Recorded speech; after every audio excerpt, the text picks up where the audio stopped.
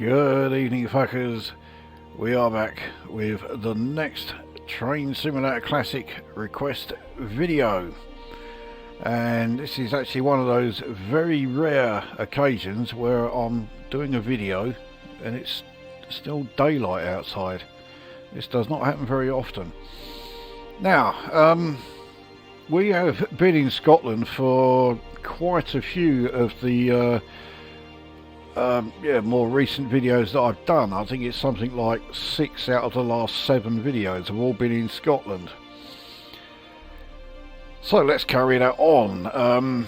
We are going to be in the Glasgow Subway, so it is another route making its debut, and obviously it's going to be another loco making its debut as well, because being in the Glasgow Subway means we are going to be in the Glasgow Subway 1980 DM. Not entirely sure what DM stands for, but nevertheless. So we're in, yes, the bright orange thing. You can really tell that this was designed and built in the 70s when burnt orange was the colour. If a single colour could define a decade, then the 1970s burnt orange was it. Now obviously these particular trains have since been replaced, and the new ones, they have much more white on them, and they're also much more sort of tubular shaped rather than the sort of angled shape of this one. New ones look so much better. These ones do look very, very dated, but still, as long as it gets you from A to B, eh? So our departing, we're going to be departing from Govan Outer. We're going to be doing the outer ring. So yeah, we're departing from Govan. Our destination is Ibrox, so we are going to be doing like a full loop of the subway. But as far as doing it through quick drive, this is as much of it as I can do. After Ibrox, the next station would take you back to Govan again, but obviously I can't set that as the the start and finish point. Really wish they had taken something like that into account with the quick drive, but well, there you go. Now, as far as the specifics, I really set myself a challenge here. So we are in winter and it's stormy. So yeah, that would be really tough. Or it would be if it wasn't for the fact that we are underground for the whole thing, and it makes absolutely bugger all difference. And the time is 11 AM, which is why I've got this set up as a 2-car, because it's very much off peak. So yeah, they'd be using 2-car trains rather than 3 for this particular time of day. Now I'm about to say something which a lot of people may find hard to believe, especially if they've seen any of my previous videos, but for this one I am going to make driving this train look a hell of a lot easier than it actually is. There is also a very good possibility that I am going to be made to regret saying that, but nevertheless we'll put it on record, but I do think that's what I'm going to do. So anyway, that is the setup. Let's get this up and running.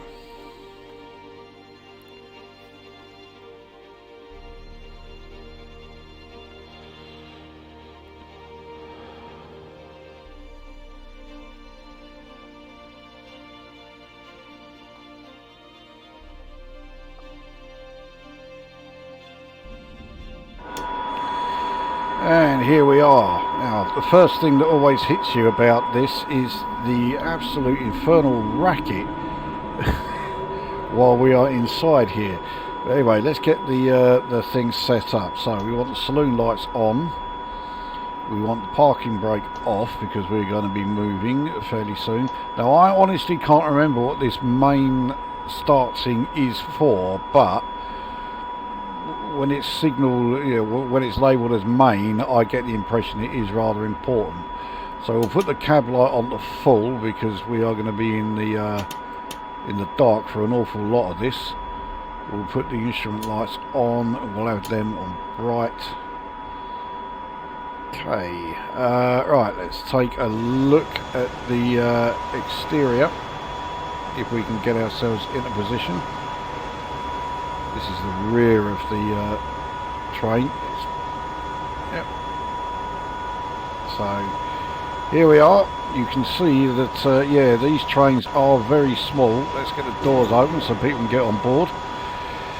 You'll also notice that everybody is completely stationary, and the way the faces have been done, it looks a bit like a sort of Sapphire and Steel episode or something. Everyone is sort of, it's like they're sort of alive, but they've been just completely frozen in time, and it looks incredibly unnatural.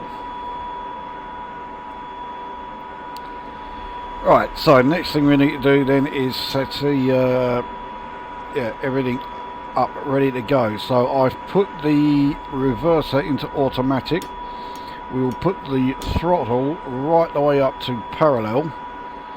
Notice we're not moving, even though we've got yeah, the whole thing set up for us to go. That is because yeah, I have the automatic settings in place. So I'm pretty sure the doors have closed now. Let's just double check. Yep, doors are all shut, so we are all ready to go. So let's get on the way. I am not doing a thing. The train is pretty much driving itself.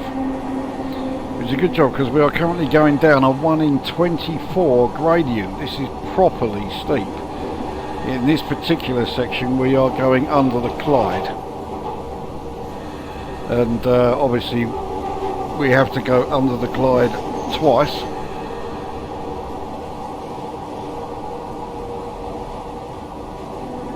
And also if we it's a bit temperamental, this thing. Next stop, Partick. There you go. So it announces our next stop.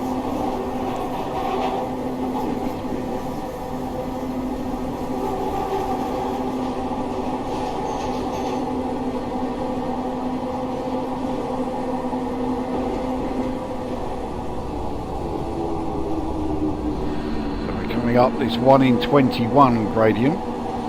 So we go through, I think, the one and only station on the Glasgow Subway that is yeah, no longer in use.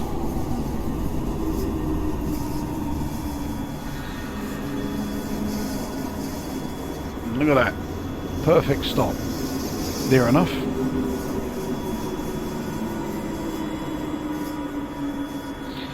Yep, right, so we'll let everyone on.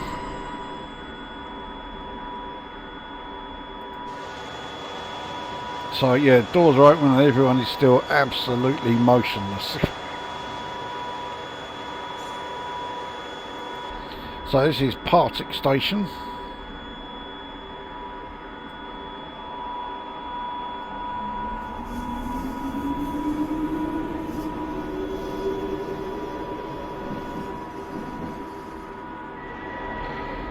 There we go. Doors are shut. Get back on the way.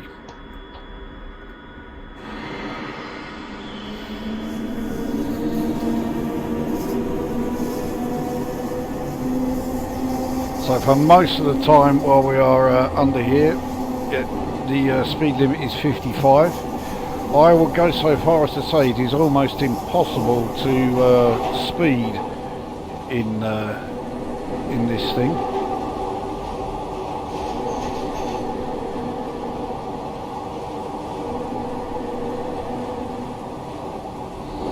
Kelvin Hall is our next stop. See if we can get it to announce it. Kelvin Hall, next stop. There you go.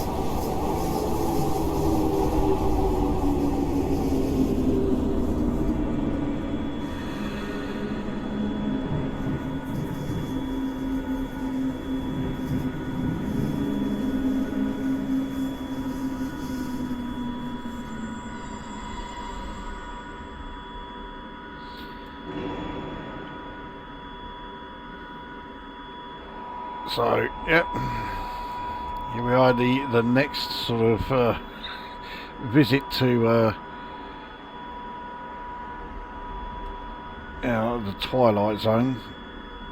Again, everyone's just completely frozen in time.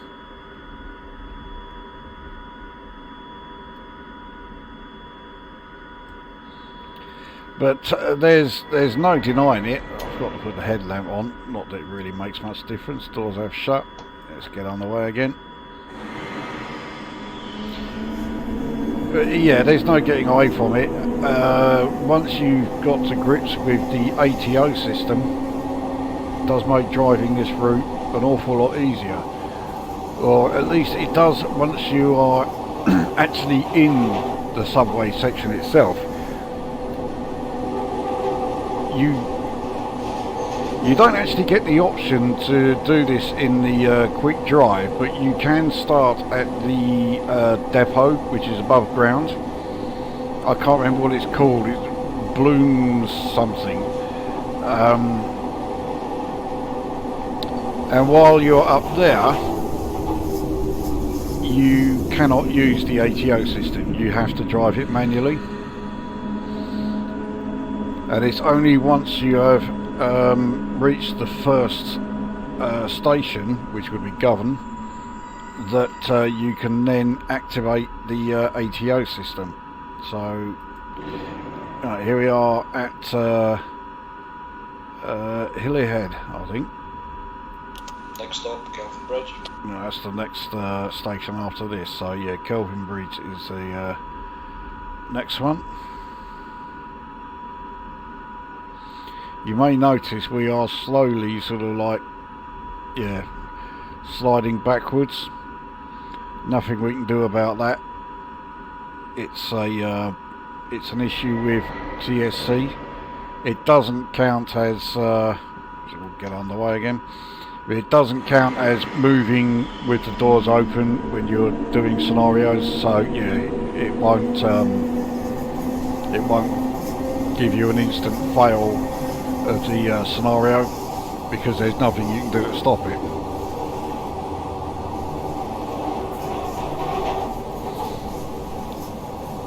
So this route was gifted to me by Gans Teeth, which came as a complete surprise, I freely admit. But I was well pleased. I really appreciate him doing that.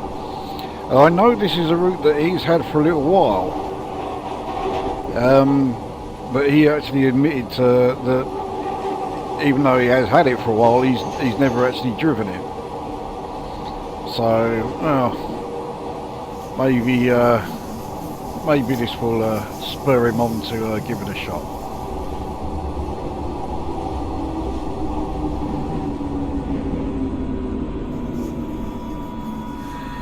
And of course, being a man from Glasgow, I'm sure he has, in fact I know he has first-hand experience of the Glasgow Subway.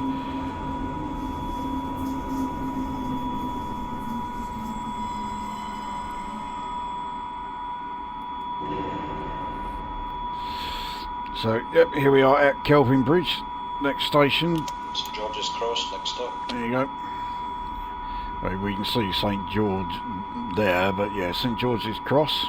You can see also we are still sliding backwards.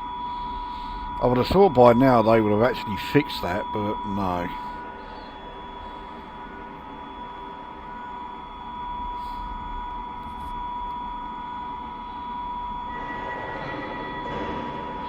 There we go, right. Back underway.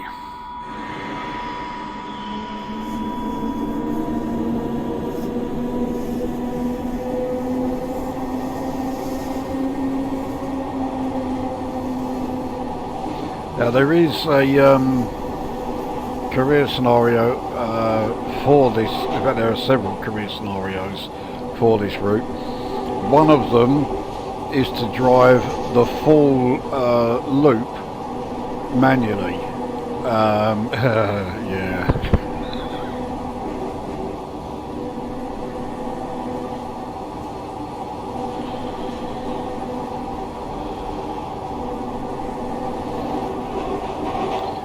So I don't quite know why this particular rolling stock is referred to as the 1980 rolling stock, because yeah, I am. Well, it was certainly built in the 70s. It might have been that it didn't actually enter service until the 80s.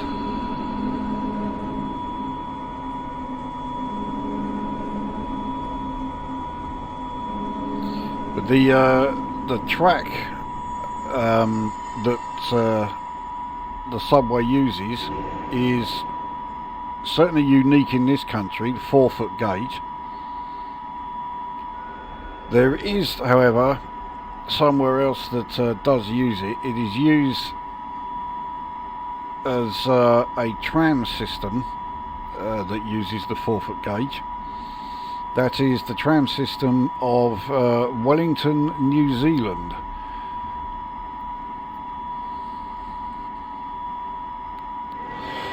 But that is the only other place in the world where you will find this particular gauge used. Given how small these trains are, partly due to the gauge of the rails, I can only imagine how small the New Zealand trams are.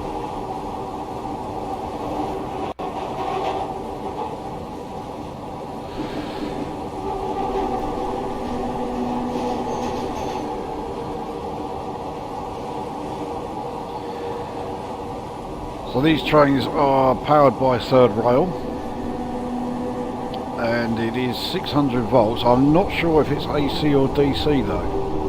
I think it might be 600 volt AC. So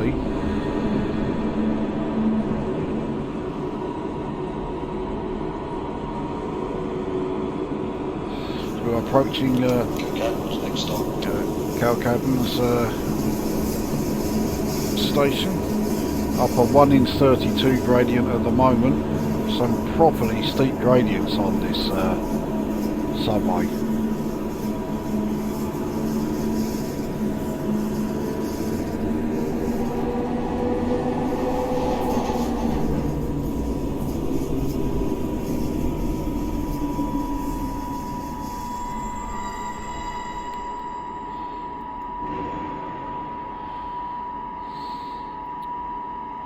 So, I don't know what the next one is. Next stop, Cannon Street.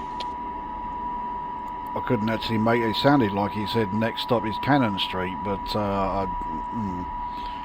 mind you, we have got Charing Cross here in Glasgow as well, so we could have Cannon Street as well.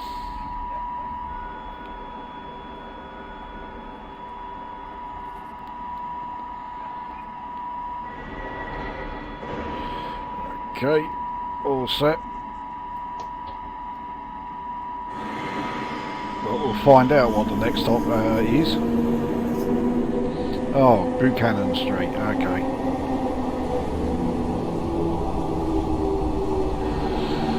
Now, I think Buchanan Street is where you would get off if you wanted Glasgow Queen Street station. And then the next stop, St Enoch, is where you would get off if you wanted Glasgow Central. I'm fairly sure that is right with those two. Well, I know St Enoch is definitely the stop for one of the regular railway stations.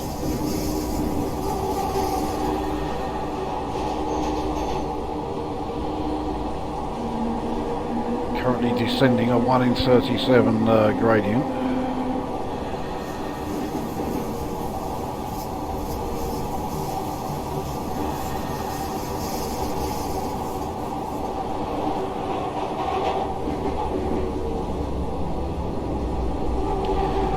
Looking at the layout of this station, I'm pretty sure, yeah, this is one for,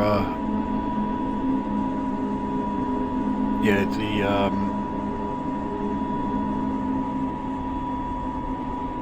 yeah, mainline stations here.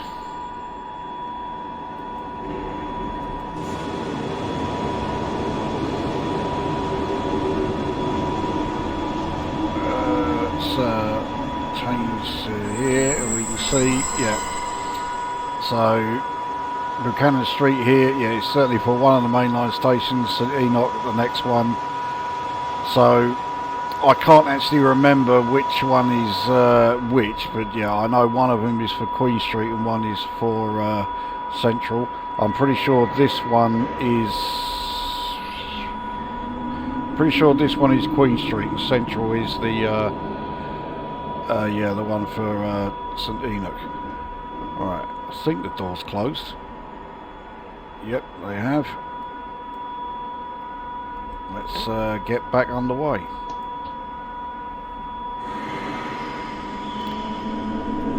Next stop, St Enoch. Yep.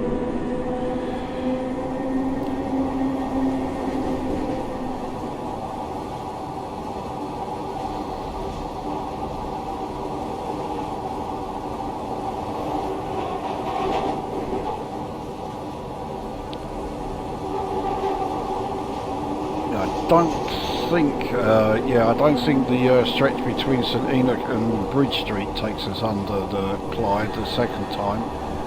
But it does look like there are some pretty hefty gradients on there. We were just coming up a 1 in 26 as we were pulling into this station, so there are, yeah, really like serious gradients galore on this entire route.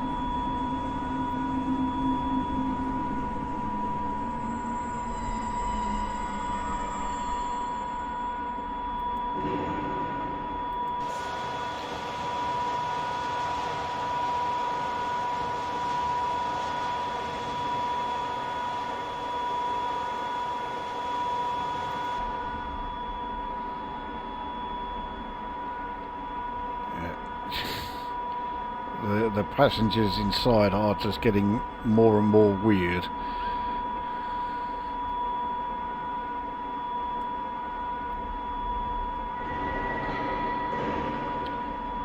Okay, onwards to Bridge Street.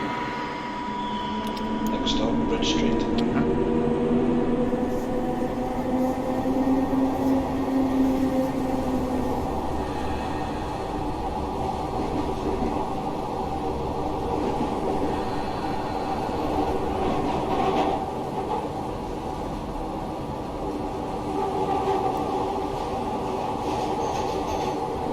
So we are up a 1 in 20 here. It has just levelled out slightly. Well, it's levelled out completely now. But now it's 1 in 21. I mean, there must be some pretty strong motors in these things to get us up gradients of that steepness.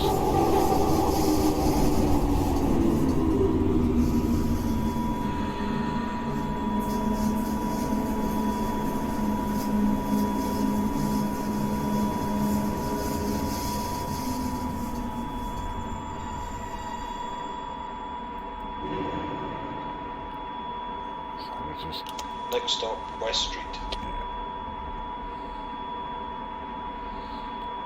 You can really see us sliding back here.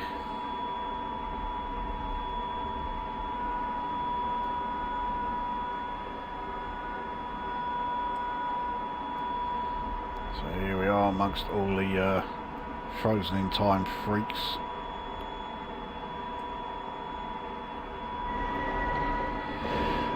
Doors have shut once more. Let's make our way to Bridge Street. No, not Bridge Street, that's where we are. West Street, that's next.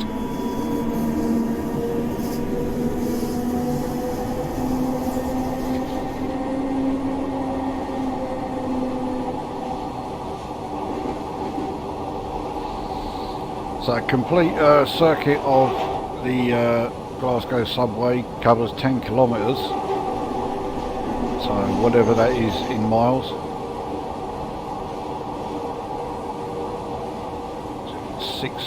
6.5 miles, something like that.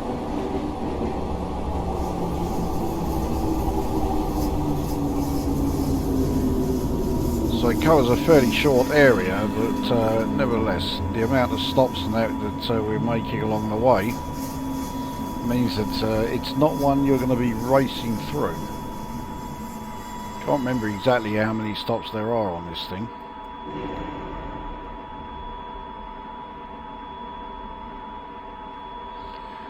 So next stop. Next stop, Shields Road.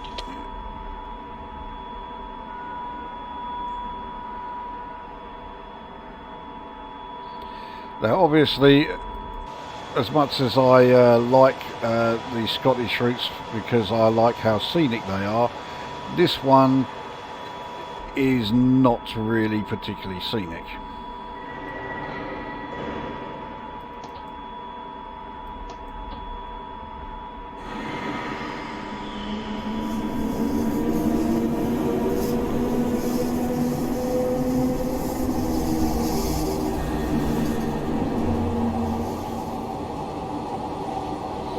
So the brakes on this thing are regenerative brakes, and when you watch the amps that are, it's in fact it's using up a lot of amps every time. Oh, that's because that's when we're accelerating. But yeah, when the brakes are applied, it does actually put a good amount of amps back into the system. So it's an extremely efficient system in terms of the power requirements for each train. I don't know how many trains are operating on it at any one time, but I would imagine it's a fair few. I mean, I can't imagine you'd be waiting more than 2 or 3 minutes for a train to come along. Well, I'd certainly like to think that that was the case anyway. So here we are at Shields Road. I have no idea what the next stop is. Next stop, Canning Park. I still don't know what the next one is, but Kinning Park, there we are. I can read it on the sign here. So in fact, we've only got 3 more stops to go.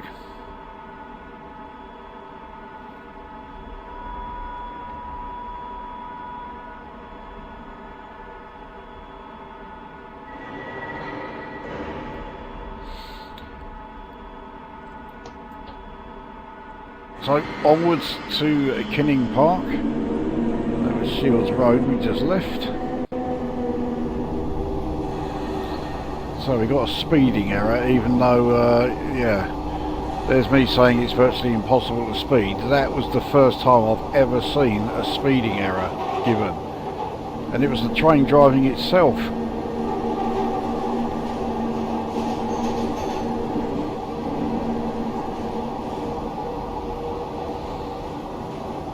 So after Kinning Park, I don't know if the next stop is pronounced Cessnock or Chesnock. Well, we'll be able to find out from the man himself in a minute.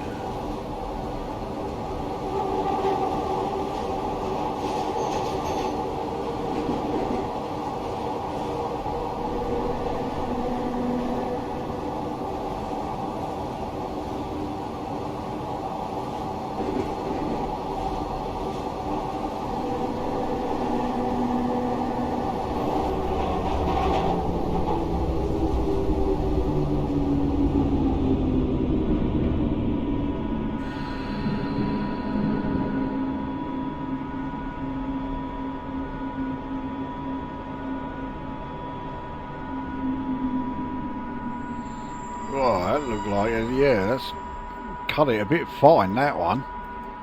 Especially as we were only in a 2-car train, we didn't need to be that far forward.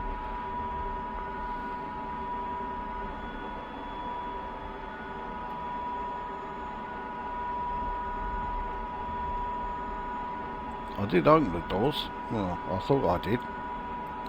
In fact, it's not letting the doors open because I think, yeah, we stopped so far forward that yeah, the doors are not opening. So yeah, that was a bit of a crap stop, considering that it was the train stopping itself there. So okay, we'll have to go on. So we'll go on to Next stop, Canning Park. okay, it's saying Kinning Park still. Canning Park, next stop. And still.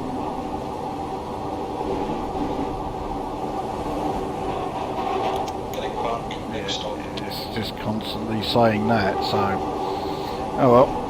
I guess I'm not going to find out from the man himself how to pronounce this place.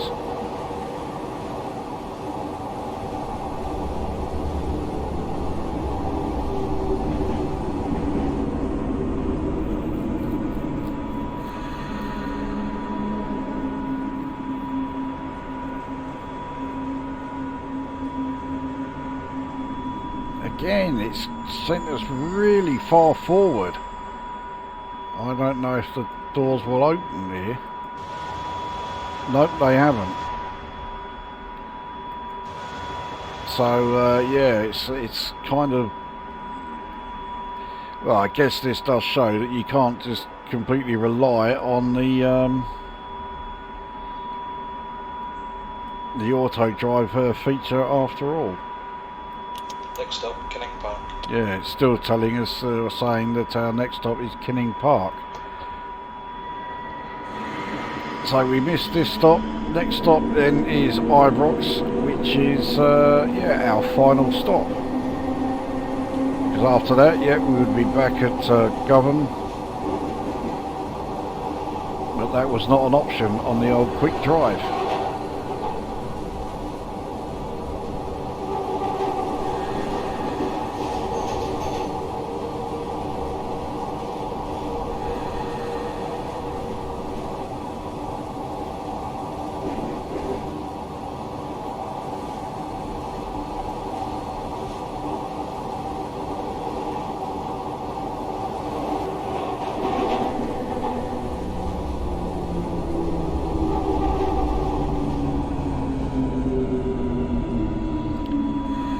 So here we are at Ibrox.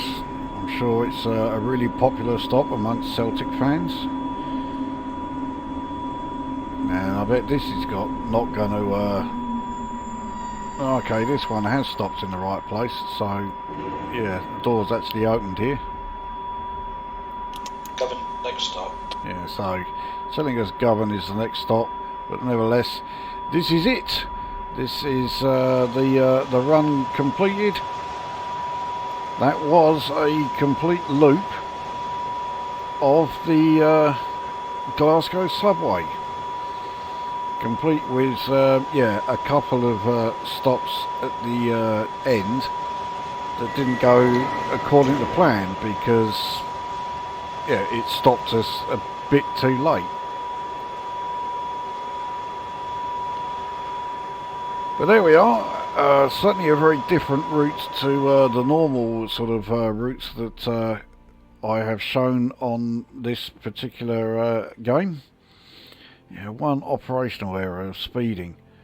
And it was the train itself that did that. I wasn't doing anything.